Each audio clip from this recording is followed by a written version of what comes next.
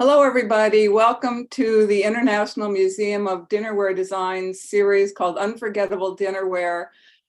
Tonight, speaker is going to be talking about insect foods, but of course, I have a few announcements I want to make. One, I'm Margaret Carney, but you probably know that. My husband, Bill Walker, is going to be on screen later, fielding questions. And if you have questions during Gina's presentation, you can put your questions in the chat if you want, or you can wait till we're doing questions and raise your hand and be identified. Anyway, thank you for coming indoors. If you had gorgeous weather like we did in Ann Arbor today, thank you for coming inside for a few minutes of very interesting and entertaining commentary by Gina.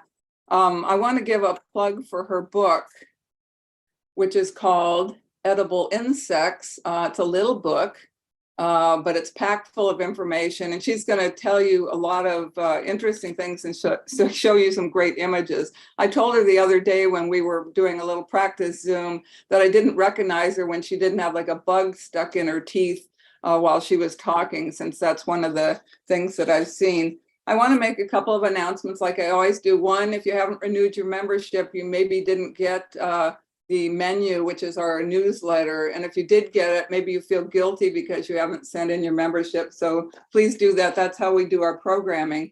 And so we have up at our website and also included in the newsletter our announcement about entomophagous dining, which just opened on Saturday. If it's eating insects, and if you were there, you would have gotten a chance to try culinary grade black ants on Ritz crackers and then gotten a little badge, a little button that said gateway bug. So, but if you missed that, we have pictures up. As of this morning or last night, we have pictures up, a gallery of pictures we'll be sending out an email about, which shows more images than maybe you want to see of what the opening looked like, with all the artists that attended the opening from as far away as the Carolinas. So you might want to go to that. The exhibit is open. We have an online catalog, and the show is open through August 26th. It's open on weekends or by appointment if you let me or the museum on Main Street, where we're popping up, if you let them know that you're coming to town, we'll try to accommodate you, and groups also. So I want to thank the Ann Arbor District Library for hosting this event this evening, and I want to thank the Washtenaw County Historical Museum on Main Street, Society's Museum on Main Street, for partnering with us to do entomophagous dining. I want to tell you a little bit about Gina, but I think you've probably read about her. So this is Gina Louise Hunter that's going to be speaking this evening, and she's a cultural anthropologist who's an associate professor of anthropology at Illinois State University. Her research interests include food as cultural heritage, local food systems, and food movements.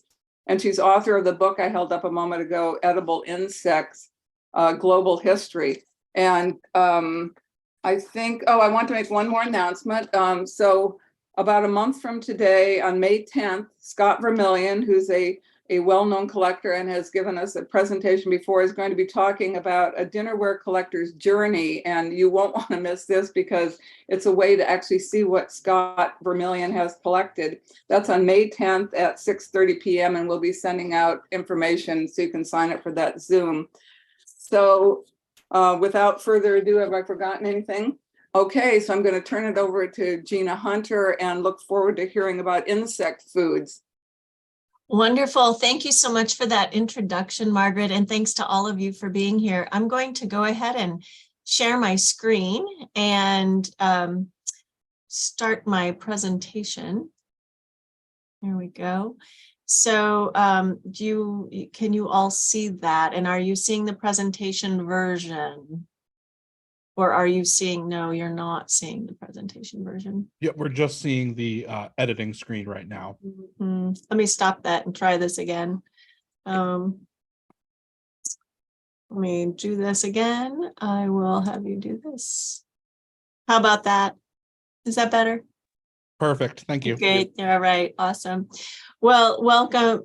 Welcome, everybody. Thanks for that wonderful introduction, and thanks for being here on this beautiful day here in the Midwest.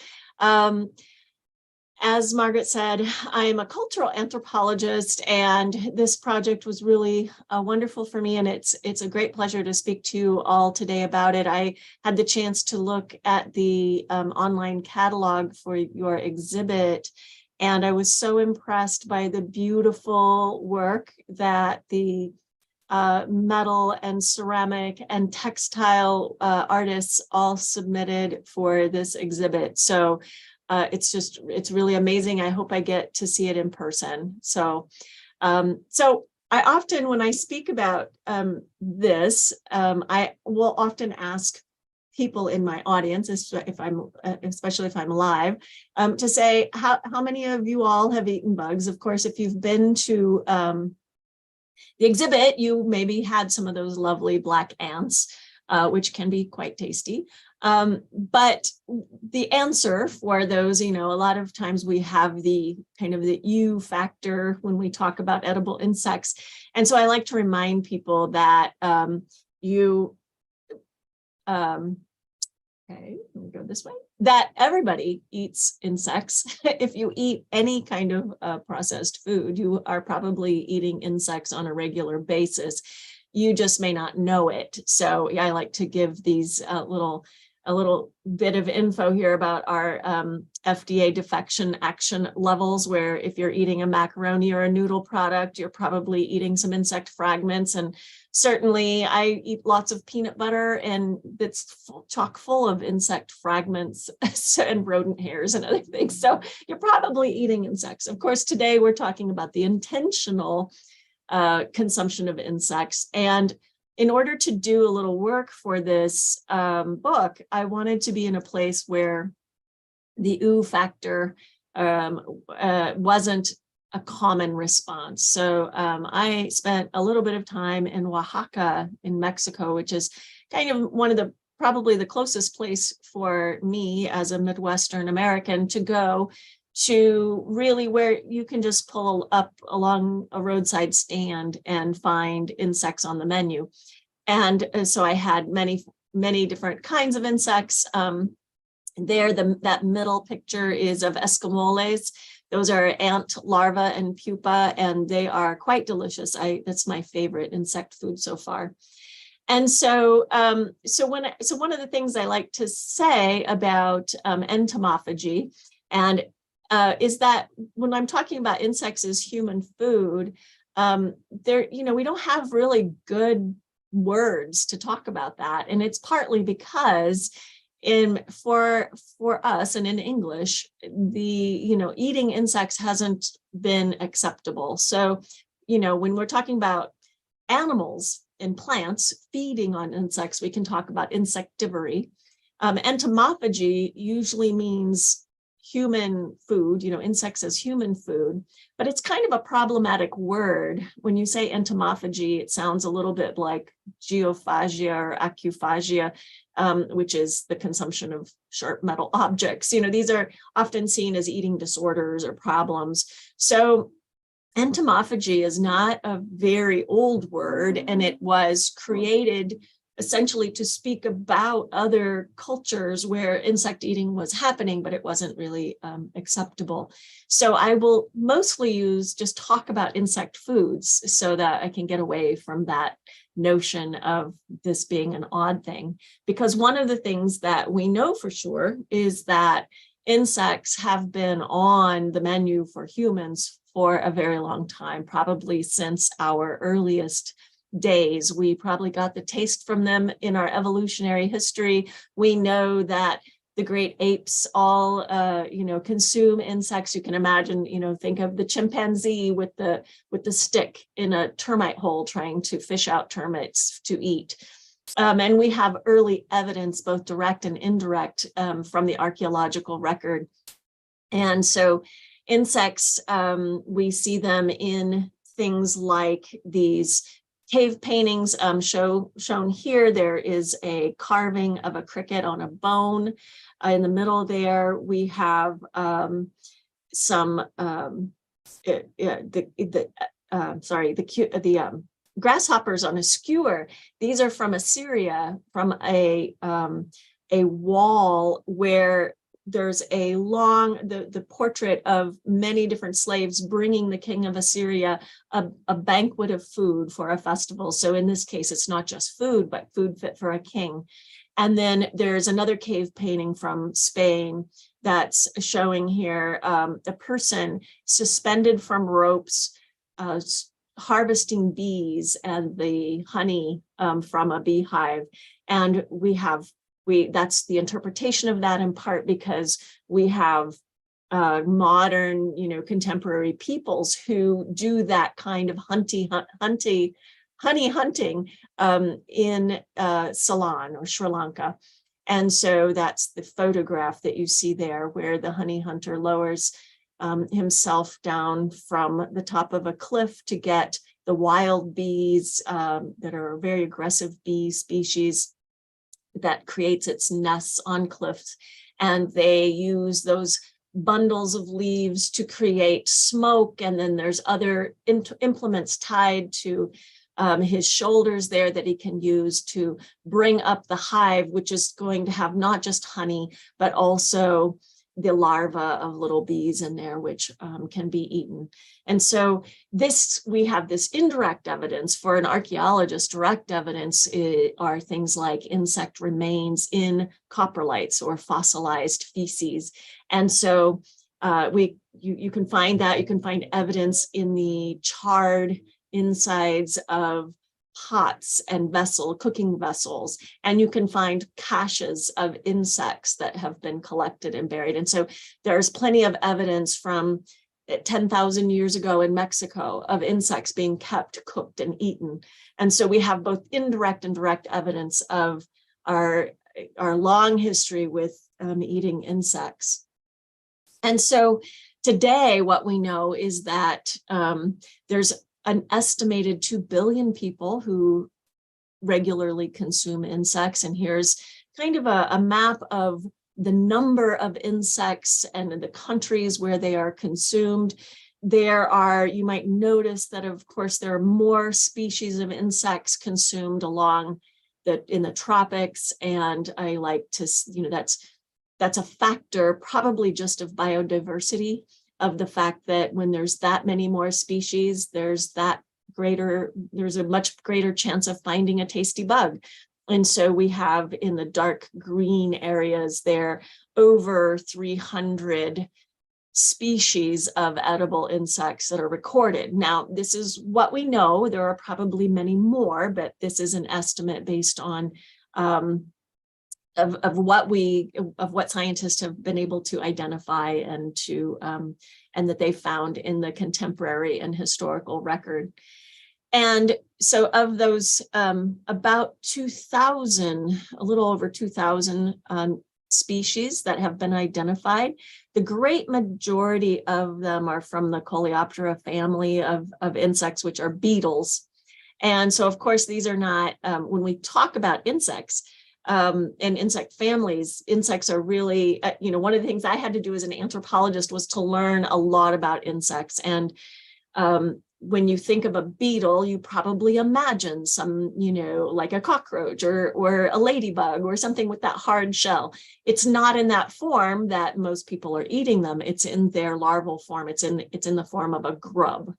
So a grub, which is soft and full of fat and protein, is essentially what you're looking at. So beetles, Lepidoptera or butterflies, that's another big family. And again, it's not a mature butterfly that's being eaten, but the caterpillars. So moths and butterflies, that's a second biggest family there, but eaten in the caterpillar phase. Ants, bees, and wasps, and then grasshoppers and locusts, and then it goes on to the other families. So, there's one of my favorite books about edible insects is called Eat the Beetles, and the reason that the author called it that was because beetles are by far has the most variety in terms of edible insects. So why do people eat bugs? I mean, and I feel like as an anthropologist, part of my job is to both talk about, why we would eat insects, and then to also kind of deconstruct some misconceptions we might have about eating insects, since they are not a typical contemporary Western food. I think they were eaten much more in the past than they are today, but it seems this is not something that most people know about. And there's many ideas that if people are eating insects, it might be because there isn't anything else available. And so it sometimes has been interpreted as evidence of starvation or privation, and that's why we're eating. And I think that may come with a lot of Western bias. So part of what I want to talk about is not only why, what humans have eaten, but why they might, want to eat insects. And so one of those reasons is that they are indeed nutritious, at least generally speaking. Here's a comparison of grams of protein and fat per 100 grams of meat. And you can see here that mealworms and crickets, those are the two most common products. If you were to look at, if you were going to go to the store today, and you can, amazingly, you can go to the store now and get products with cricket protein flour is what they call it, or protein powder. You can get that at the store, and it compares quite favorably to chicken, right? So it has a protein profile that is similar to traditional meats. Now, I don't know how many people are looking at, eating houseflies or earthworms, but in this particular graph here from Daniela Martin, we can see this comparison. So insects are like other animals in that they are mostly protein and fat. There are micronutrients and fiber, because the skeleton of an insect is on the outside. When you're eating an insect, you might be getting that exoskeleton, which is composed of chitin. Chitin is, it was long thought to be indigestible, but some populations who regularly consume insects actually have an enzyme chitinase that allows them to digest some of that. So that it's considered a prebiotic, which is now being investigated as something that's, that could also be a positive health benefit from eating insects. So again, so they're nutritious. So we might expect that people are, would turn to them as food for that reason. It is difficult to talk about anything. When we talk about insects, it's hard to talk about anything in general terms, because the class Insecta is the most diverse category of life on Earth. I mean, there's just so many insects, and there are so many species that it's estimated we have not even yet discovered. Science has not yet been able to classify and to know. So it is this huge category of life. So one of the things that in studies, they found that not only, of course, do insects vary by species, as we might expect in terms of their nutritional profiles, but of course they vary by life stage. So the adult butterfly has a very different composition than the larva.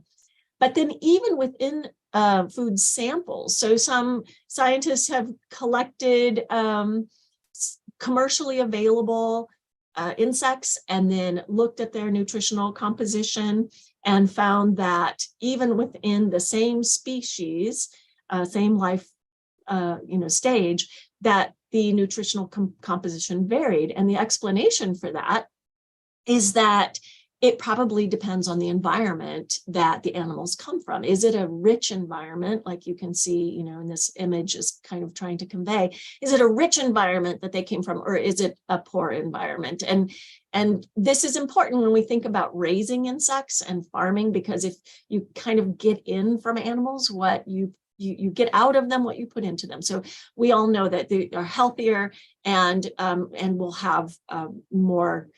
You can get better growth out of insects that are fed quality food. So this makes a difference in terms of what we know about their nutritional composition. All right, so there's a lot of insects. They're nutritious. There's a lot of them, especially in the tropics. And some people have said, well, that he doesn't seem reasonable to think that people would spend much time harvesting these little bugs because they are smaller than our conventional mammals that we eat, or fish or other things. So why would people be consuming insects, or could they possibly live on insects as a more staple part of the diet, or is there just simply not enough of them? And one of the things that we know, looking cross-culturally and historically, is that you can have abundant amounts of insects, especially in insects who are social or swarming. So looking even just at the grasshopper Indians, the Shoshone, and some other groups that lived in and still do live in the Great Basin area of the West.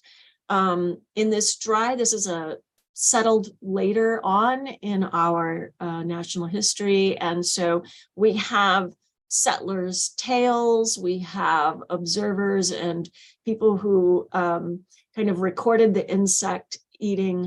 traditional insect eating of indigenous Native Americans, and found that there were a lot of different insects that made it into traditional cuisine. So an archaeologist, this is an image from an archaeological report where they were looking at large charred caches of grasshoppers, which families would actually gather in the fields and kind of beat the ground and beat the grasshoppers all into a central area where they could then char those grasshoppers and harvest them and mix them with berries and nuts and make what we would today call a protein, granola bar.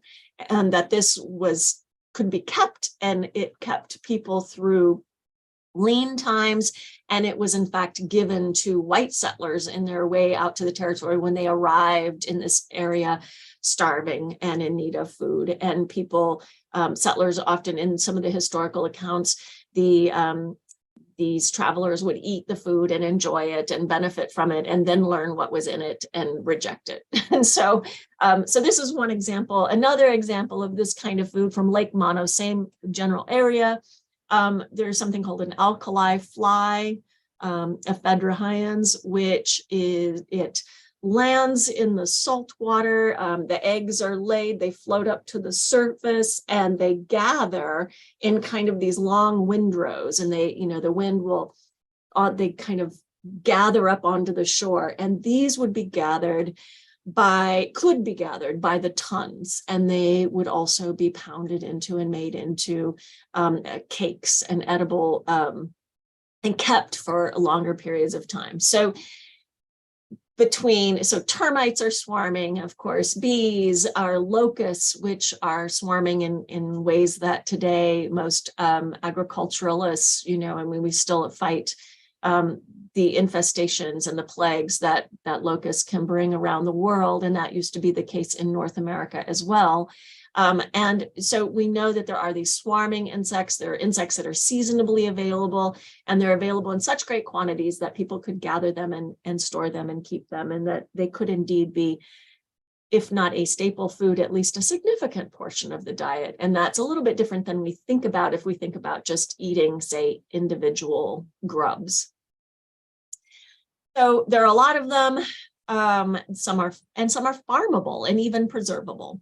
So evidence of farming is also farming and actually cultivating insects, raising them. This is also very old. This is not a new thing. In Mexico, in the Tenochtitlan area, we know that the Aztecs would raise this Axayacatl is the adult of pronunciation of the water boatman. And so this creature would, lays its eggs in the water, and this was a kind of farming for the ant eggs. It was the ant eggs that people wanted and that they would harvest, or ahuatle. and you could still find this in Mexico. They would take reed bundles, and these are some images from the Florentine Codex. And they would take these reed bundles, tie them with ropes, throw them out into and that's where the water boatman would lay its eggs in that reed bundle, and then they could be gathered up and shook, and literally tons of these eggs were collected and would be used to make payments, to eat, for, it was a food source. So for this, this is a very old technology and an old practice of literally rearing insects for food. So the next reason why people eat insects, and this is the part that Westerners usually never think about, is that they are actually tasty. And some people eat insects because they are tasty and not for, not as a survival food, or not because there's nothing else to eat. This is something that's only recently been really explored, I'd say in the last 10 years, maybe. We have famous chefs like Chef Atala, a Brazilian chef who grew up in the kind of the Amazonian region and was classically trained as a French chef, and goes back to Brazil and begins to explore his native Brazilian cuisine and looks for local ingredients and native ingredients. And he ends up spending time in the Amazon and with some native Amazonians. And at one time he's with a woman, Dona Brazi, and she says, he eats some of her food and he says, "This is delicious. What's in this? What herb are you using?" And she says, "Ants." And he thinks, well, her Portuguese isn't very good. She didn't really understand me. No, he says, I want to know what's the flavoring, what's the herbs? And she says, "Son, it's ants. I'm telling you, it's just ants." And that leads him to discover this delicious leafcutter ant that has a very lemongrass, lemony taste to it. And he takes this on to a celebration, a festival at Noma in Europe, and this little meringue with the leafcutter ant dusted with gold, becomes something that's shared. And so many people have begun to explore the culinary aspects. And, then it's not really for those who are Dr. Ramos Elorduy in Mexico has looked at the insect flavor profiles of some common edible insects here. And so, when you read the taste and flavor profile, it sounds pretty good, right? Sweet, nutty, wholemeal bread, brisket with skin. I mean, these are things that we might say, oh, sure, I would eat that. But we are not used to thinking about eating the insects themselves. But the flavor profile is definitely some of the reason why people have enjoyed insects. Today, we are often told that the reason to eat insects is because they are a sustainable protein. And what's interesting about this is that insects have often, in the West, been called, it's not a new idea to think about insects as a solution food, as something that could be exploited and just hasn't been. It's not a brand new idea.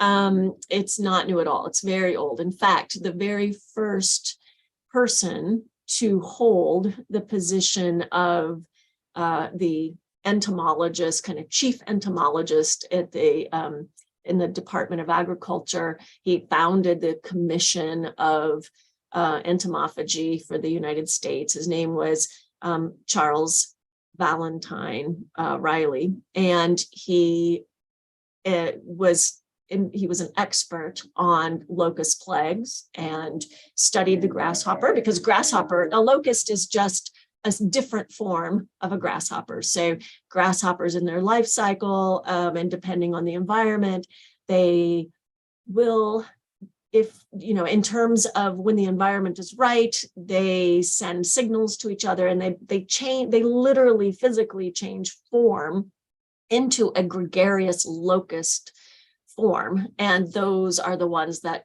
kind of become, can multiply, become more aggressive, and that we have these kind of locust plagues. So in their ordinary form, they are just grasshoppers like any, and in North America, we only had one species, the Rocky Mountain grasshopper, which would have that locust form. And he was the expert on that. And he, when in 1874 and 1875 in Kansas and throughout much of the Midwest and West, it was known as the Year of the Locust, because there was the largest swarm of locusts ever recorded happened in that year, or over that span of 2 years, and it devastated farmers, and they would have, many of them turned back and went back east.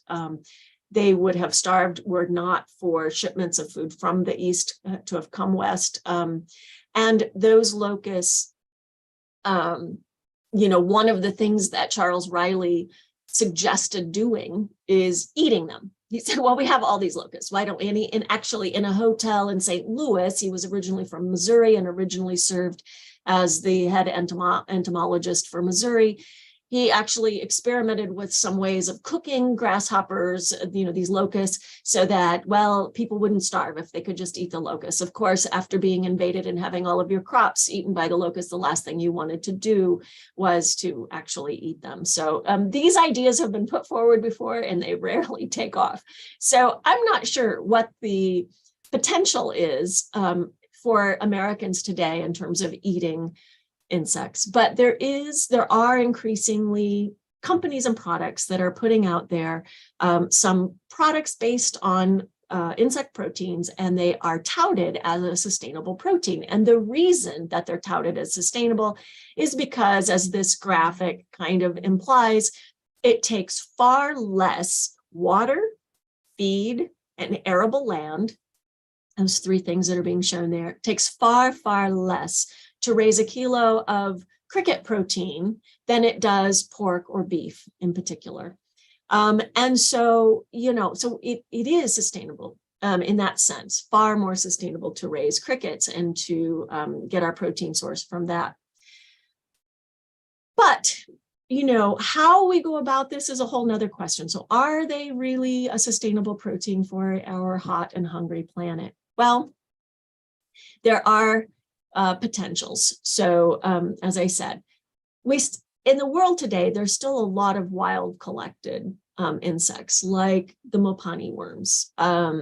These, and one of the problems that's happening today is that, and as you might imagine, those with money can afford, I think a big problem with our society globally is that our food has become a commodity. It is a commodity, and those who can get access to that need money to buy it. And so people who traditionally used insect foods, if those foods are valuable, may end up selling it rather than eating it, and then themselves eating a far less quality food than the insects themselves provided. And so Mopani worms are actually caterpillars of the Mopani emperor moth. They get the name from the tree, the Mopani tree that they live on. And these images here are from Zimbabwe.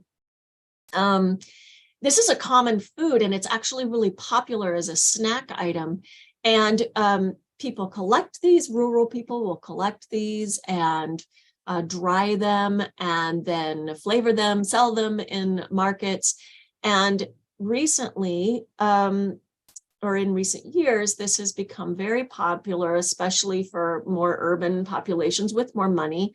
And as that has grown, a lot of unsustainable practices have been introduced. So instead of just picking off the Mopani worms kind of one by one, kind of unscrupulous harvesters will go out and strip the leaves and everything off of the tree, which of course threatens the Mopani tree and ultimately future generations of the Mopani worm. So this over harvesting is happening all over as insect foods become a hot item in urban areas. So my favorite food I just talked about in Oaxaca are the escamoles. They're ant eggs.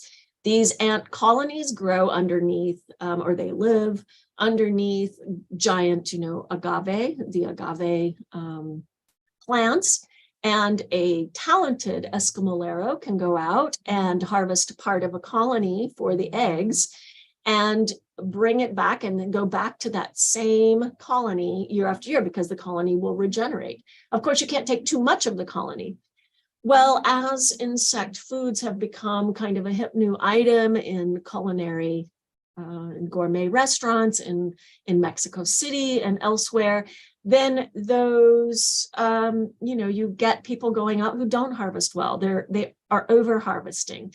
And so, in Mexico, there are groups, Slow Food International has worked with different groups to talk about regulating the harvest and the trade in escamoles and other endangered insects, but this has become an issue. And this is true in other parts of the world. Thailand is often considered kind of insect capital of the world because they raise a lot of insects and because there are a lot of insect foods available, especially street vendors. But a sociologist, Andrew Mueller, some years ago was looking at this, and Thailand is better off than some of its neighbors like Laos and Cambodia. And they have an active tourist market, and these insects are often sold in night markets and for urbanites and tourists. And what he found was that often in Laos and Cambodia, the insects were being collected or raised and shipped out, and again, ending up as a snack food for already well-fed urbanites, rather than as a food for those who really are more food insecure and could use it. So I think there's a caveat there on the wild side of collecting insects. But that kind of happens also in the area of farming insects.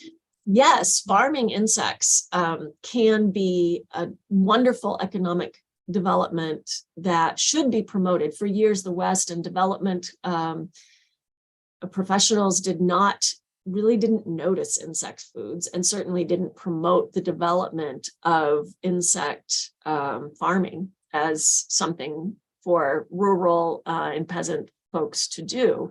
But this has changed, and groups like Insectipro, which is in Kenya, is working to develop both crickets and actually a form of grasshopper is like it's a locust form, but raising it, these can be raised very low tech. In the background there behind the grasshoppers, you can see crates where these grasshoppers are being grown and raised and can be used to enhance food security in the country. And so, yes, so farming insects does have the potential also for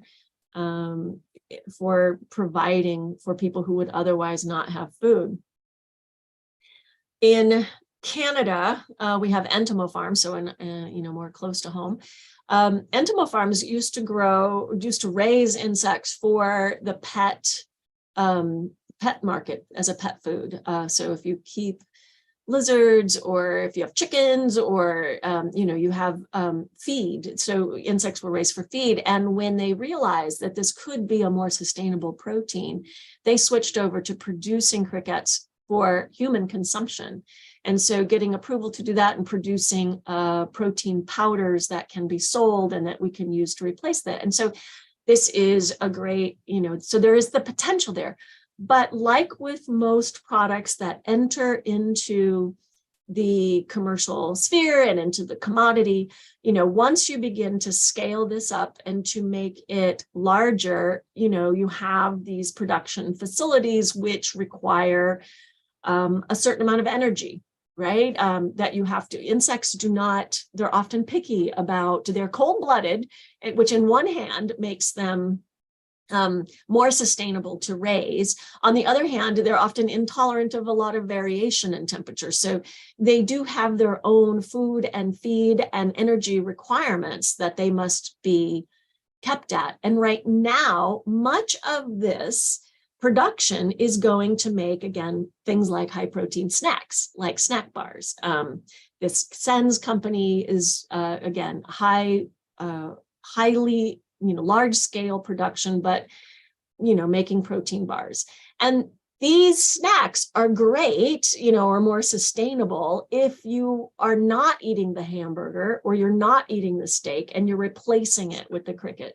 But I don't think that most people who are purchasing Chirps chips or the, Bite bar are not eating another animal protein as a substitute. And so this is where thinking about sustainability becomes very complicated. The kind of poster child, though, maybe for edible insects is the black soldier fly, or BSF, as it's known for people in the know. And this little fly is this larva doubles itself it eats its weight, twice its weight, every day of its short life. In a few weeks, it reaches maturity. And the mature fly does not have a mouth. It doesn't eat anything, so it doesn't bite. It's not known to be any kind of a pest. And this can, the black soldier fly larva will eat pretty much anything, and they can process waste and turn that waste into a valuable high protein component. The larvae are harvested, some are reserved to become adults, whose only purpose in life is to mate and lay more eggs, which then become larvae. So this is kind of because it can exist on a lot of waste that we need to get rid of anyway, it does increase the sustainability of BSF.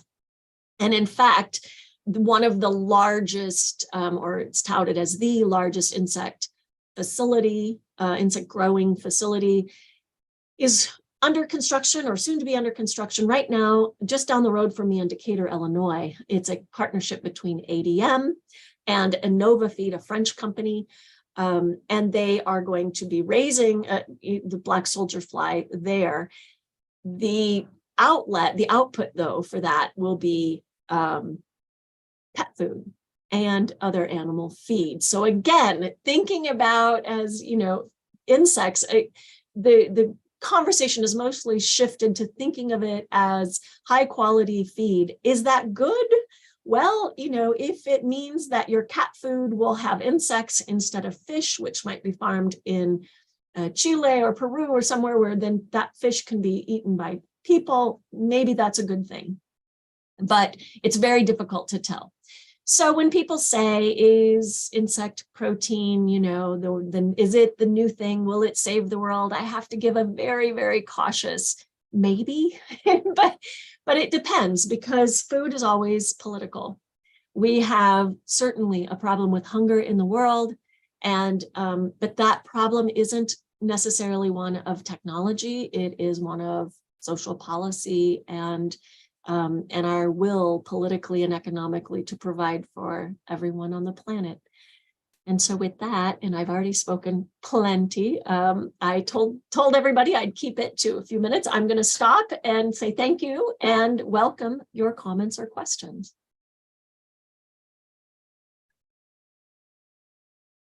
We'll stop sharing in time to be able to take that. Thank you very much, Gina. That was fantastic. Well, thank you. I kept coming up with all these questions, and right now my mind is like overwhelmed with information. Well, I know, I just threw a lot of stuff out there. It's like, I wasn't sure what way to go. I said, I don't really have anything I can say about design or dinnerware, except that your exhibit is beautiful, but I can talk about a lot of other aspects of insects.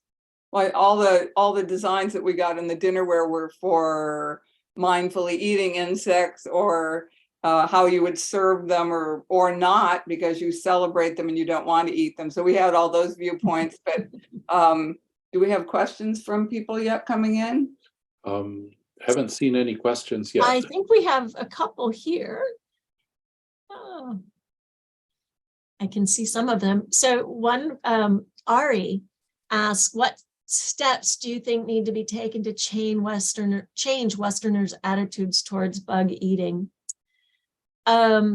This is a great question. There's an organization that is based out of Austin, Texas. It's called Little Herds.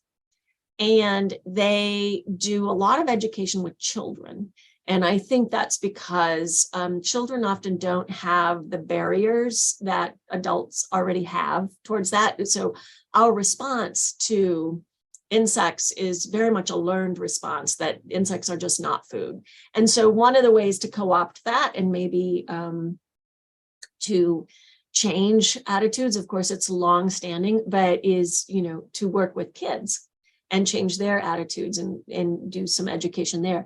The other thing is, like, I think that a lot of these products that have insects in them, that, it's insect-derived products. So it's cricket powder.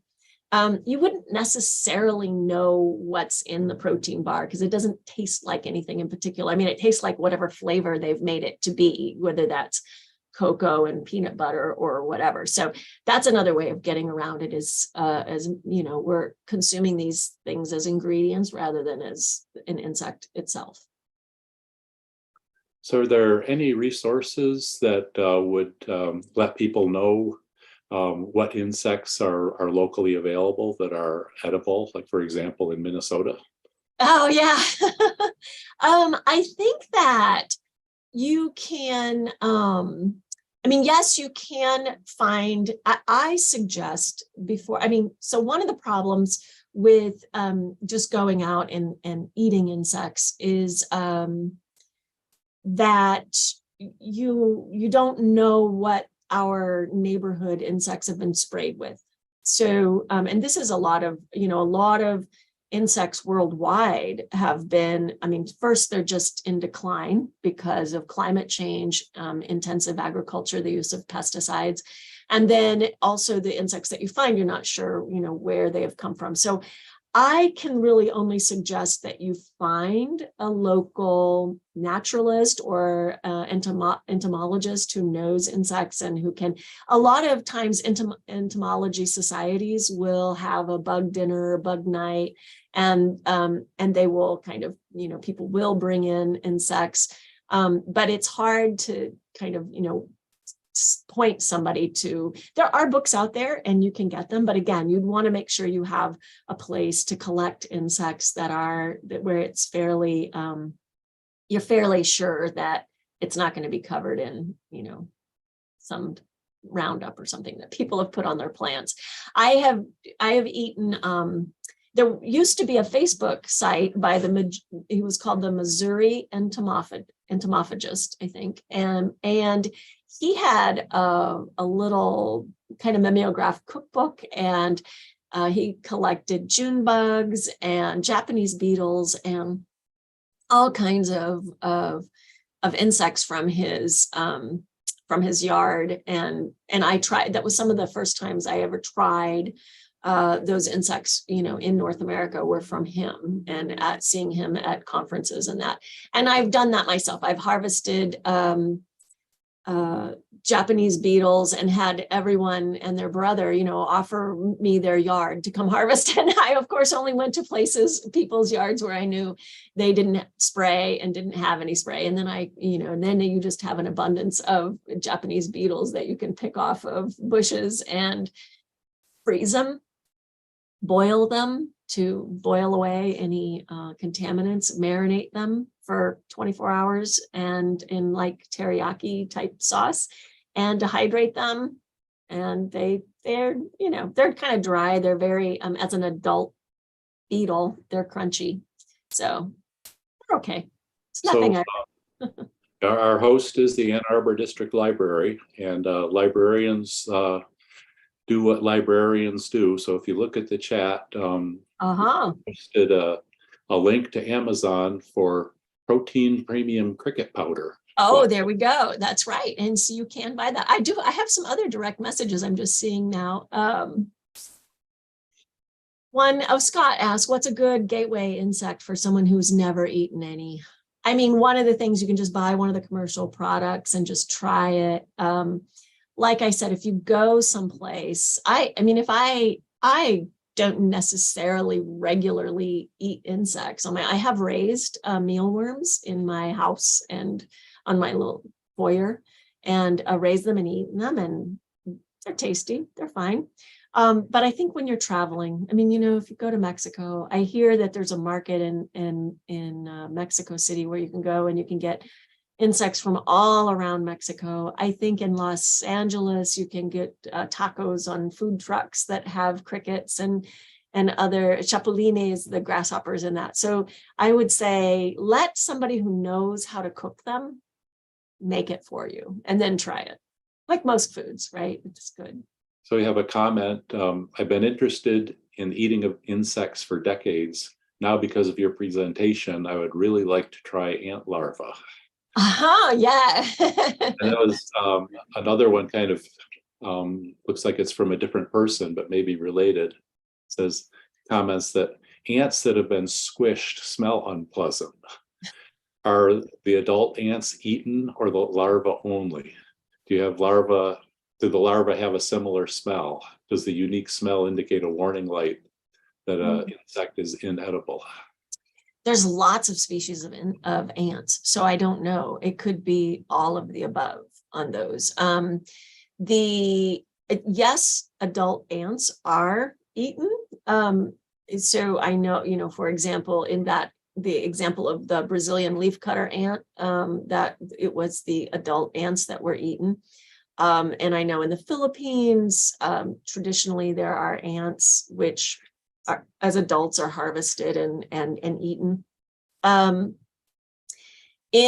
the larva that I had did not have any strange smell. The larvae were, the escamoles are prepared with chiles and onions, and to me they tasted like they were kind of buttery and nutty and maybe kind of, and because they resemble and have the similar texture of very young sweet corn, that's what I associated. They were buttery, little, you know, spicy because of the chilies that were added, but they were kind of like eating sweet corn to me, which is one of my favorite most foods, being a good Midwesterner that I am. So, Gina, I have a question. I just brought from our kitchen the culinary grade black ants, some of which are stuck to the inside of the lid, which is a little gross in a way.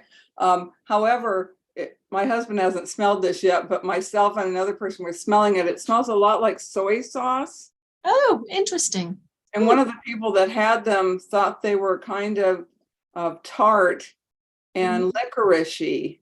So these are culinary grade black ants, and trust me, you can identify that these are real ants. They're not larvae. Oh, yeah. No, they're adults. Yeah.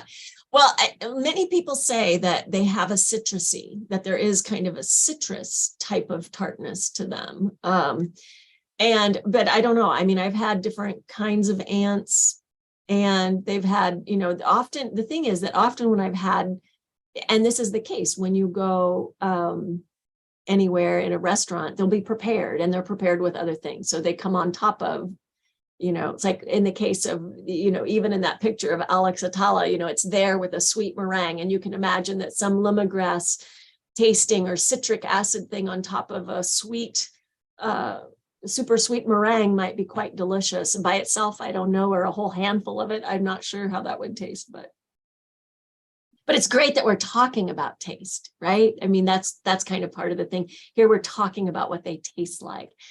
A lot of people say, oh, I could maybe take the taste, but I can't take the texture.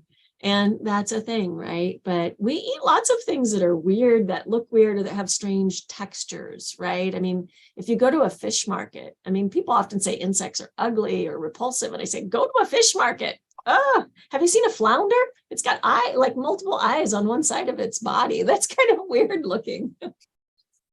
Yeah, I think too there's a whole food movement at restaurants. At Awamni in Minneapolis, which is a Native American restaurant, they serve different dishes, and I think they vary them, but they're all Native American things. They're all pre-colonial kinds of cuisines, but they include things with cricket flowers. And then actually, there was an article in the New Yorker not too many months ago that actually showed pictures, and we included some in our exhibition besides stealing some of your pictures, Gina, that showed dishes in Oaxaca. But these were actually dishes that were with crickets and maybe grasshoppers or something that were served at Awamni, and they looked delicious. Yeah. And you could identify the the worm or larva or whatever was in it. And then also one of the artists for our exhibition, she had gone to an Asian market in Ann Arbor and she had seen a can of, I think they were silkworm larvae, a little can of it, and she took a picture and emailed it to me. I wouldn't know how to prepare that. I'd have to get a different cookbook for that. Well, that's an interesting case. I know people who, I think in Korea, in Japan, in China, silkworm pupa, wherever, silk has been produced, the pupa are a kind of a side product of silk production. So that they are available. Once they're boiled, which is how you get the pupa out of the cocoon and separate the silk, then those would be taken and fried and flavored and street food, and used. And I hear that it's delicious. But I've only had those that are canned, and they were prepared in a curried soup, and you could eat it, but it's not good. It's not tasty. So I think, and I read another an author just talking about, she's an essayist and a poetry writer, and she said it tasted, she got a can and it was more like formaldehyde. I mean, it was just like this terrible tasting. So I can't imagine. I think you would have to know how to either rinse and boil and then prepare, or you would need to know that. And I do not know how to do that. So more to explore. Yes, always more. So we have just a few more minutes. We haven't gotten any more questions here in our chat, but maybe you have some more. Let me look here.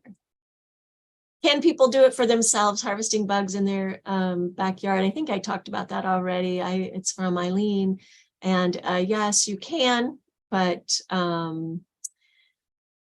that's, you just have to be careful where you're sourcing and knowing what you're eating. Like I said, June bugs, fine. Japanese beetle, fine. And then I just would try them, and it's more fun. The next question Ari asked, how can we shift them towards being more main courses? And I always tell people, if you want to be, I think that the benefit of any of the kind of wild crafting is what I would call it, where you're just like exploring the things, leaving the supermarket and working with, the foods that you grow, forage, and you need to have certain knowledge to do that. And to me, I think the value of that is appreciating our natural world and learning more about it. And so to the extent that an interest in insects gets you doing that, I think that's great.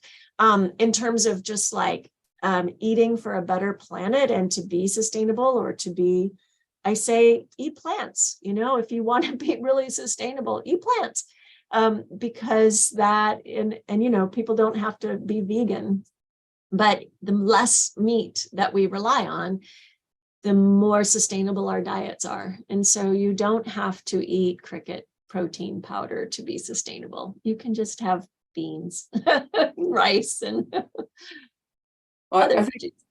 I think maybe we'll leave it on that note. And thank you very much, Gina. It was fantastic. And hopefully your book sales will go through the roof after. Maybe they already. I have been thoroughly enjoyed talking to you all, and I love the exhibit. So it has been a pleasure. The pleasure's been mine. Thank you all. Good night, everybody. Good night, and thank you.